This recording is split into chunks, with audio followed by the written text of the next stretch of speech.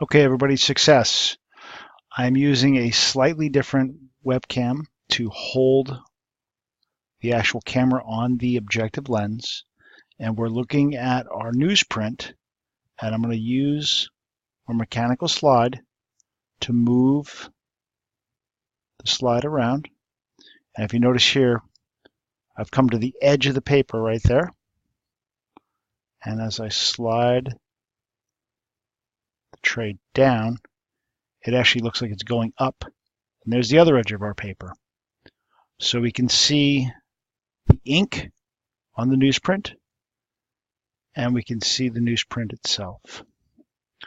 We can focus, and as we focus, we can see that there's different layers of focus that we're getting. So as we focus in and out, you can see the top layer and the middle layer of the newsprint because it's thick.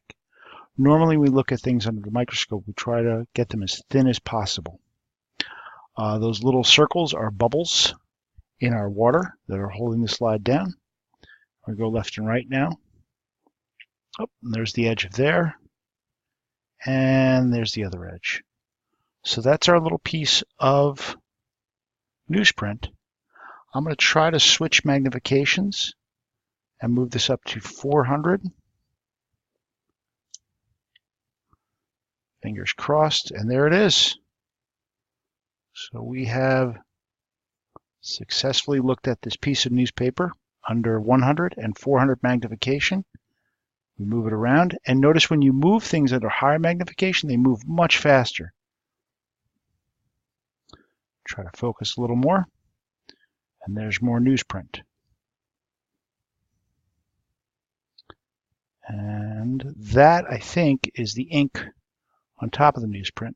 Looks darker than the other piece. But under this magnification, you kind of lose the focus of the letters under the microscope. So there we have it.